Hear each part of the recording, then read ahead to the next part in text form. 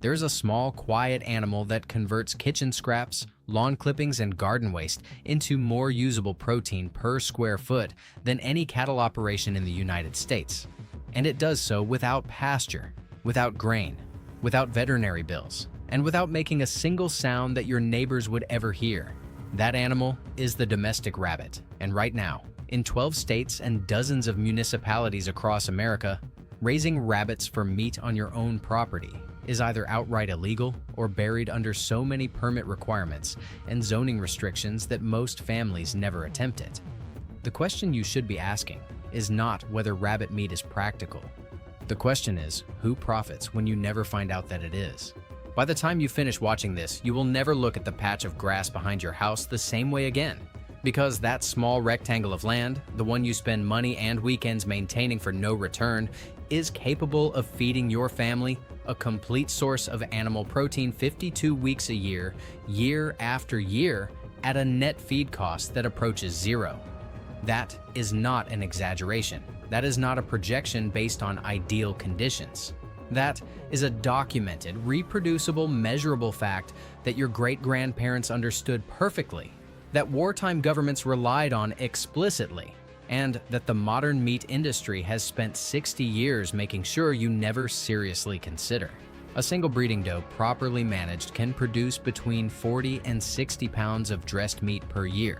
3 does and 1 buck, housed in a space no larger than a standard garden shed, can yield between 120 and 180 pounds of clean, high-quality protein annually. That is more meat than most American families consume in chicken alone. The cost of that production, once the initial setup is complete, is almost entirely covered by waste you are already generating and throwing away.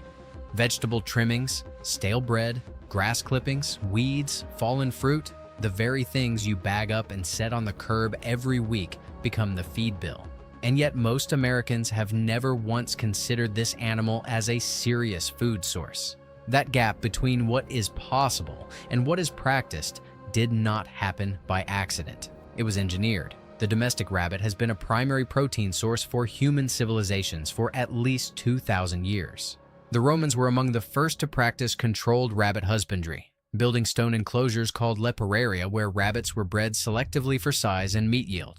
By the Middle Ages, French monasteries had refined rabbit breeding into a precise agricultural science, developing breeds specifically optimized for rapid growth and high feed conversion. Monks in Champagne and Burgundy documented breeding cycles, gestation intervals, and weaning schedules with the same care they applied to winemaking. Rabbit was not peasant food. It was strategic food. When the Spanish explored the Americas, they brought domesticated rabbits with them as a compact, self-replicating protein source that required no pasture and minimal water. During the Napoleonic Wars, the French military relied heavily on rabbit production to supplement field rations because no other animal could be raised in confined spaces with such speed and so little input. The knowledge crossed the Atlantic with European settlers, and by the mid-1800s, backyard rabbit production was common across rural America. It was not exotic, it was ordinary. Families kept a few hutches the way they kept a few laying hens, and nobody thought twice about it. Then came the 20th century, and everything changed. During both World Wars, the United States government actively promoted backyard rabbit raising. The Department of Agriculture published bulletins encouraging families to keep rabbits as part of the home food effort. Posters read, "Raise rabbits," alongside "Plant a victory garden." Millions of American families did exactly that. Rabbit meat was patriotic. It was practical. It was everywhere. But when the wars ended, something shifted. The industrialization of poultry production, driven largely by companies like Tyson Foods beginning in the late 1940s, created an economic incentive to centralize protein production into massive operations that depended on corn and soybean feed, both of which were suddenly cheap, thanks to post-war chemical fertilizer surpluses. The petrochemical industry had built enormous nitrogen fixation capacity during wartime to produce explosives. After 1945, that capacity needed a market. Synthetic fertilizer became that market, and cheap corn became the foundation of industrial meat production. Suddenly, the animals that required commercial feed, primarily chickens and hogs, became artificially inexpensive to raise at scale. The animals that did not require commercial feed, animals like rabbits, became economically inconvenient. Not because they stopped working, because they worked too well without buying anything. By the 1960s, rabbit husbandry had largely disappeared from USDA extension literature. Bulletins that had been printed by the hundreds of thousands were quietly discontinued. Home economics courses that once included rabbit care dropped the subject. Within a single generation, an animal that had fed American families through 2 world wars became culturally invisible, replaced by shrink-wrapped chicken breasts produced in facilities most consumers would never see and fed by grain systems most consumers would never question. The suppression was not dramatic. It did not require a secret meeting or a signed order. It required only the slow, steady redirection of institutional attention toward products that generated profit for the feed industry, the pharmaceutical industry, and the vertically integrated meat corporations. Rabbit production generated profit for none of them. So it was simply no longer taught. Understanding why the rabbit is such an extraordinary converter of waste into food requires looking at a few basic biological facts that the industrial food system would prefer you never learn. The domestic rabbit has a feed conversion ratio of approximately 3:1 for meat production. That means for every 3 pounds of feed consumed, a rabbit produces roughly 1 pound of live weight. Compare that to beef cattle, which require between 6 and 8 pounds of feed per pound of gain, or to pork, which averages about 3.5 to 1. Only poultry approaches the rabbit in efficiency, and poultry requires formulated commercial feed to hit those numbers. The rabbit does not. Here is why. The rabbit possesses a digestive system specifically evolved to extract maximum nutrition from fibrous plant material that other livestock cannot efficiently process. Its hindgut fermentation system, centered on a large cecum, functions somewhat like a biological processing plant. Imagine a fermentation tank sitting at the base of the digestive tract, filled with specialized bacteria that break down cellulose, the tough structural fiber in plant cell walls, into volatile fatty acids that the rabbit's body absorbs as energy. This is similar to what happens in a cow's rumen, but in a much smaller, more efficient package that does not require the massive caloric overhead of maintaining a 1,000-pound body. A 6-pound doe processes plant fiber with metabolic efficiency that a beef steer cannot match per unit of body weight. But there is a second mechanism that makes the rabbit almost uniquely efficient, and this is the part that most people have never heard of. Rabbits practice cecotrophy, which means they produce a special type of soft dropping, distinct from their regular dry pellets, that is re-ingested directly. These cecotropes are essentially packets of concentrated B vitamins, amino acids, and beneficial bacteria produced during the first pass through the digestive system. By consuming them, the rabbit effectively digests its food twice, extracting nutrients that would otherwise be lost. This is not a flaw or an oddity. This is an evolved biological technology for maximizing caloric and nutritional return from low-quality feed sources. It means a rabbit fed nothing but grass, clover, dandelion greens, vegetable peelings, and hay can produce meat that contains approximately 21 grams of protein per 100 grams of cooked flesh. That is higher than chicken at roughly 18.5 grams per 100 grams and comparable to lean beef. The fat content of rabbit meat is approximately 5% by weight, compared to roughly 15% for chicken thighs and upward of 20% for many cuts of pork. Rabbit meat is also unusually high in iron and B12, while being lower in cholesterol than any other commonly consumed meat. Gram for gram, calorie for calorie, it is one of the most nutritionally complete animal proteins available, and it is produced by an animal that eats what you throw away. There is one more number that makes this picture complete. A single rabbit doe on a moderate breeding schedule will kindle, which is the term for giving birth, 4 to 5 times per year, producing an average litter of 6 to 8 kits. Those kits reach harvest weight of approximately 5 pounds live weight in 8 to 10 weeks. Run those numbers on 3 does and 1 buck, and you are looking at somewhere between 72 and 120 kits per year. At a dressed weight of roughly 2.5 to 3 pounds per animal, that is 180 to 360 pounds of clean meat from an operation that fits inside a space measuring 8 feet by 12 feet. No tractor, no acreage, no feed store account. Your backyard is the farm. So why does none of this appear on the shelves of your grocery store? Why does your county extension agent not hand you a pamphlet on rabbit husbandry when you ask about raising your own food? Follow the money, and the answer becomes painfully clear. The American meat industry generates over $200 billion in annual revenue. That figure depends on a centralized supply chain in which animals eat commercial feed, manufactured from commodity crops, primarily corn and soybeans, which are themselves dependent on synthetic fertilizers, herbicides, and genetically modified seed controlled by a handful of corporations. Every pound of meat produced inside that system generates revenue at multiple points along the chain. The seed company profits, the chemical company profits, the feed mill profits, the pharmaceutical company that produces the antibiotics and growth promoters profits, the processor profits, the distributor profits, the retailer profits. Each of those entities has a financial interest in ensuring that the American consumer continues to buy protein that traveled through their portion of the supply chain. The rabbit disrupts every single link in that chain.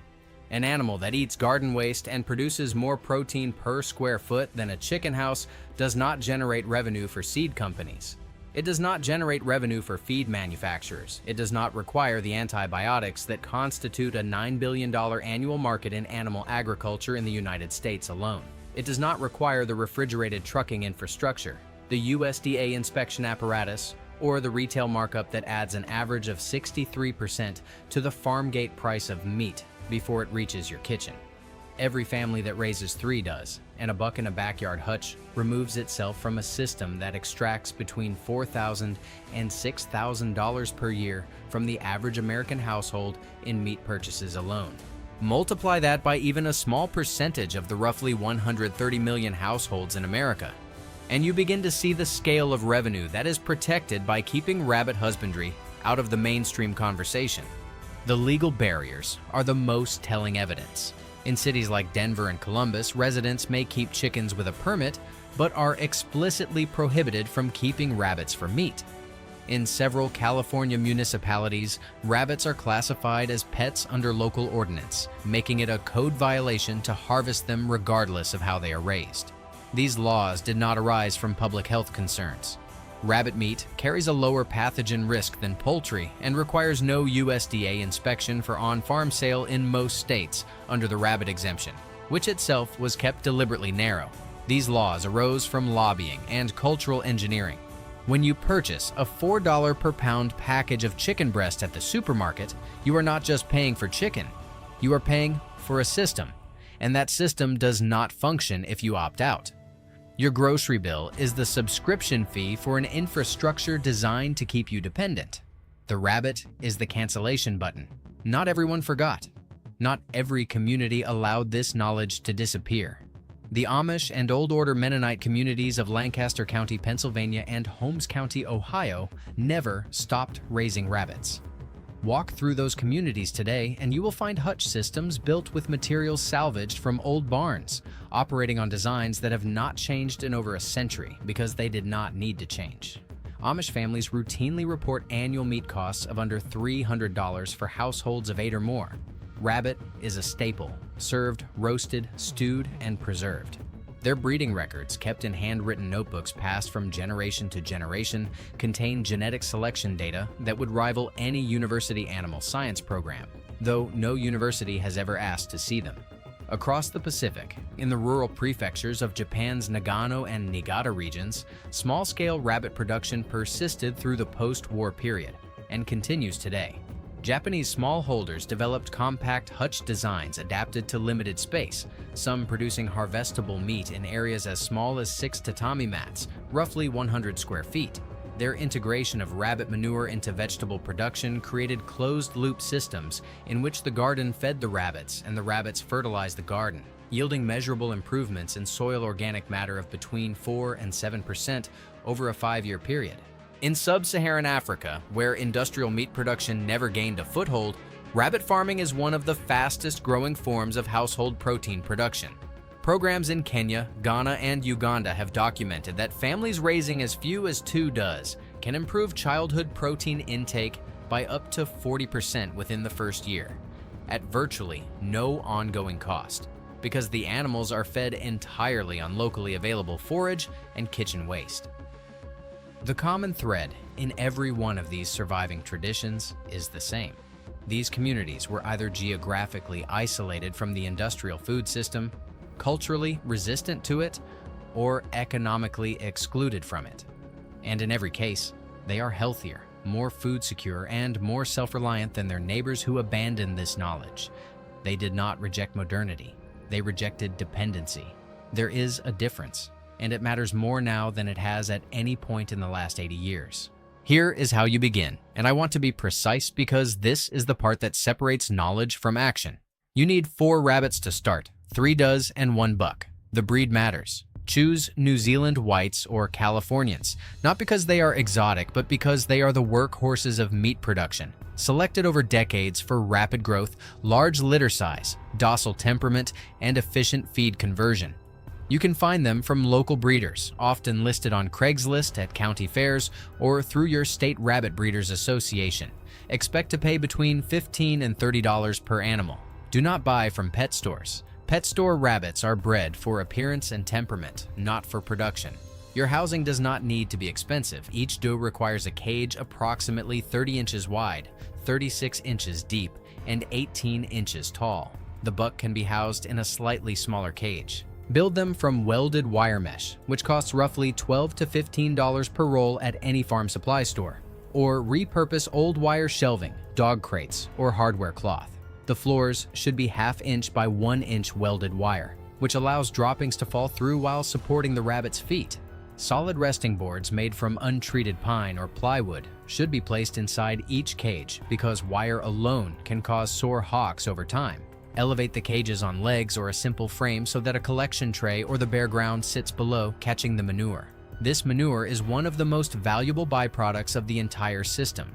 Rabbit manure is the only common livestock manure that can be applied directly to garden soil without composting. It will not burn your plants. Its nitrogen, phosphorus, potassium ratio averages approximately 2.4 to 1.4 to 0.6, making it a balanced, slow-release fertilizer that improves soil structure immediately. The moment you start raising rabbits, your garden begins to improve. That is not a delayed benefit. That is a day-one benefit. Feeding is where the economics become remarkable. The core diet should consist of grass hay, which provides the fiber essential for digestive health. A bale of Timothy or orchard grass hay costs between $8 and $15 and will last a small operation 4 to 6 weeks. Beyond hay, you supplement with fresh greens, dandelion leaves, clover, plantain, comfrey, carrot tops, broccoli stems, lettuce, kale, and the outer leaves of cabbage are all excellent rabbit feed. If you have a lawn, you already have feed. If you have a garden, you already have feed. If you have a kitchen, you already have feed. Avoid feeding iceberg lettuce in large quantities due to its high water and low nutrient content, and avoid potato peels, tomato leaves, and anything from the nightshade family, as these contain alkaloids that are mildly toxic to rabbits. Breeding is straightforward. Always bring the doe to the buck's cage, never the reverse, because does are territorial and may attack a buck introduced to their space. Mating is usually immediate and unmistakable. Gestation lasts 31 days, almost to the hour. Around day 28, place a nesting box filled with straw or hay inside the doe's cage. She will pull fur from her own chest and belly to line the nest, creating an insulated chamber for the kits. The kits are born blind and hairless. They will open their eyes at around 10 days and begin nibbling hay and greens by 3 weeks. Wean them from the doe at 6 to 8 weeks by simply moving them to a grow-out cage. They reach harvest weight at 8 to 10 weeks. At 7 days in, you will notice the kits growing visibly. At 30 days, they are active, eating solid food and unmistakably rabbit-shaped. At 60 days, they are at or near harvest weight, and you will understand viscerally why this animal was the backbone of wartime food production. The single most common point of failure for beginners is overfeeding pellets and underfeeding hay. Commercial pellets are convenient, and small quantities can be useful, but a rabbit raised primarily on pellets will develop digestive problems and reproduce poorly. Hay and fresh greens are the foundation. Pellets are the supplement, not the other way around. Keep this ratio in mind, and your animals will thrive. Within one full breeding cycle, roughly 10 weeks from mating to harvest, You will be sitting down to a meal that you raised entirely on your own property, from an animal that ate what you would have thrown away, and produced fertilizer that is already making your garden soil better than it was before you started. That first meal is not just dinner. It is proof that the system works. Once you understand what a single breeding trio of rabbits can do, you begin to see how this one animal integrates into a self-sustaining homestead in ways that amplify everything else you are doing. The manure alone creates a cascade effect. Applied to raised beds or directly around fruit trees, rabbit manure feeds the soil biology that produces the vegetables and greens that feed the rabbits. This is not a metaphor. This is a literal closed loop, a cycle in which waste from one system becomes input for the next, and the total output exceeds what either system could produce alone. Now, consider adding comfrey to your property if you have not already. Comfrey is a deep-rooted perennial that mines minerals from the subsoil, concentrations of potassium and calcium, and trace elements that shallow-rooted plants cannot reach. It grows aggressively, can be cut 4 to 5 times per season, and rabbits consume it with enthusiasm. One comfrey plant produces between 4 and 5 pounds of leaf material per cutting. 6 plants along a fence line provide a continuous supply of mineral-rich feed that costs nothing after the initial planting. Now, layer in a small vermiculture bin beneath your rabbit hutches. Red wiggler worms placed in a shallow tray under the cages process the manure into vermicompost, which is even more biologically active than the raw manure. The worm castings can be brewed into a liquid fertilizer that rivals any commercial product on the shelf at your garden center. This is 3 systems: rabbits, comfrey, and worms, each feeding the other, each producing more than it consumes, and none of them requiring a single input from outside your property. If you already keep chickens, the integration deepens further. Chickens will eagerly scratch through spent rabbit bedding, eating any fly larvae and further breaking down the material into fine garden-ready compost. The 2 species occupy completely different ecological niches on a small property. They do not compete for space or food in any meaningful way, and together they provide both red and white meat, eggs, manure, pest control, and soil improvement. Some homesteaders in the Ozark region and the Appalachian foothills have added a 4th element: growing black soldier fly larvae in a simple bin fed with kitchen waste that exceeds what the rabbits consume. The larvae are a high-protein feed supplement for both chickens and fish if you run an aquaponics system, closing yet another loop. What started as 3 rabbits in a backyard shed becomes the nucleus of a food production system that, once established, runs on sunlight, water, and the organic waste that every household generates by simply existing. Each element you add reduces your dependence on external inputs. Each element you add makes the others more productive. This is not theoretical permaculture. This is the way rural families actually lived before the industrial food chain convinced them they needed to buy what they could grow. Your land already has everything these systems require. The only missing piece was the knowledge. Now you have it. There is a reason this kind of knowledge survives only at the margins, in Amish barns and rural Japanese homesteads and off-grid properties in the hills of Appalachia. It survives there because those are the places where the economics of industrial dependency never fully took hold. Everywhere else, we were taught to specialize, to outsource, to let someone else grow the food while we earned the money to buy it. That arrangement works fine as long as the supply chain holds, as long as the trucks keep running, as long as the feedlots keep producing, as long as the grocery store shelves stay stocked. But you and I both know that those assumptions are not as solid as they were 20 years ago. What I have given you today is not a weekend project. It is a restoration. It is the recovery of a skill set that your grandparents' generation considered as basic as knowing how to drive a nail or sew a hem. They did not think of rabbit husbandry as radical or alternative. They thought of it as common sense. The fact that common sense now feels like a secret tells you everything you need to know about how far the distance has grown between the people who produce food and the people who consume it. That distance was profitable for someone. It was not profitable for you. You can close it. 3 does. $1, a patch of ground, and the willingness to do what millions of families before you did without thinking twice. The knowledge was never lost. It was set aside. Pick it up.